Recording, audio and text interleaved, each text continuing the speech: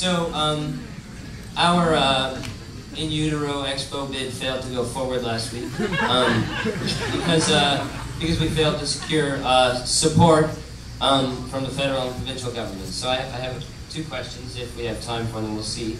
The first is, since this is the 5th failed international mega project bid, Olympics and World's Fairs, on which we've pinned the future of the Eastern Portlands, which may be the greatest city building opportunity that exists in Toronto today. What do we do going forward? Do we wait for the next opportunity to bid on some big fair, or do we have a plan to move forward in the Portlands in the absence of that bid? I think we just do it. I think it's time to just do it. At least on the other occasions, we lost in the international forum instead of at the federal and provincial governments. But the Portland's an amazing opportunity. It's the size of, I think, 7 Canary Wharfs, the waterfront project. It's a huge opportunity. And that's where, at the beginning of my remarks, I was talking about jobs and prosperity. There is the opportunity for thousands of jobs, of green jobs, of creative industry kinds of jobs down in the Portlands with great new parks and great new neighborhoods. I think we just have to do it, not wait for the next mega project. That'll be too late. I did like the World's Fair idea, and maybe my views were colored by the fact that the day we emigrated to Canada, August 8th, 1967, we got off the boat in Montreal. My uncle met us. The next day, August 9th, we went to Expo 67. And it was amazing. And it's always made me think Canada is a land of infinite possibilities and infinite opportunity. And I thought Toronto had a chance to do something special for us. Revitalizing the Portlands, to me, was a benefit of the World's Fair, not the other way around. But we've got talent in this city. We've got resources. We should just do it. It's an amazing opportunity. Yeah. That's my view. Okay. And on a related but different subject, I guess, as you said, we didn't fail on the international scene, or we didn't, but it was the federal and provincial governments. And so, given that so much of what you've touted as your accomplishments and so much of your future plans hinge on securing arrangements with the federal and provincial governments, how can we not see this as a sort of a signal failure? Well, you don't win everything, it was an unfortunate thing. I think we were victims of timing as much as anything, because the Harper government and the McGuinty governments are fighting very passionately about money right now. But with our strategy has been to give Toronto its own voice on the national stage, and everything we've done has been to do that. That's why we left the Association of Municipalities of Ontario, because the province passed a law, a contract with AMO, a memorandum of understanding, into law, and it said AMO represents its members in negotiations with Ottawa and Queen's Park. So if we were a member, we wouldn't have our own voice. And we have our own voice now. We just signed an immigration agreement with the Harper government that gives us a say over immigration policies, which is incredibly important in this city, a city of newcomers where far too many people are welcomed here and then told they can't practice their own professions and trades. And it's very important that the city be their advocate.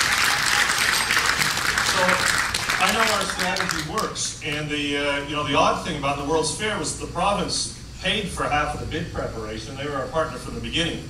The federal government wasn't there at the beginning, came on board at the end, but then couldn't sort things out with the province.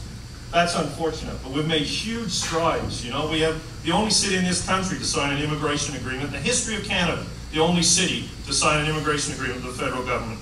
In the history of Canada, the only city to sign a transit funding agreement with the federal government, when Paul Martin and Dalton McGuinty came to Hillcrest Yards a couple of years ago to announce. The only city to sign a housing agreement. We know how to do it. And yes, it's true, Canada's complicated. That didn't sound right, did it? You need the federal and provincial governments as partners on many things. That's the reality. But we've moved so far ahead through tremendous work, and we have to keep that strategy going. It's working. We know how to build the alliances with mayors across this country. We know how to win the fights. Doesn't mean we win all of them, but we make a lot of progress, and that's what we've done over the past 3 years, and that's what we're going to do when we get on the subway car right now. I received word we have time for one final question, and then we'll give you a couple minutes at the end. Okay, so the city is about to accept proposals for a 20-year street furniture contract. This contract would see one company design all bus shelters, benches, garbage cans, recycling bins, multi-publication structures, info pillars, and public washrooms throughout the city. And all of these things would be completely funded by ad revenue. It's important that the city's concerns come first in the design and placement of these pieces of infrastructure. But the fact that they'll be funded by outdoor advertising, the outdoor advertising that's placed on them, makes it easy to be skeptical. So the street furniture request for proposals now includes bike parking units. And the question is, what's next? Where should we draw the line? And should the city council develop some kind of statement of principles to guide future contracting out decisions?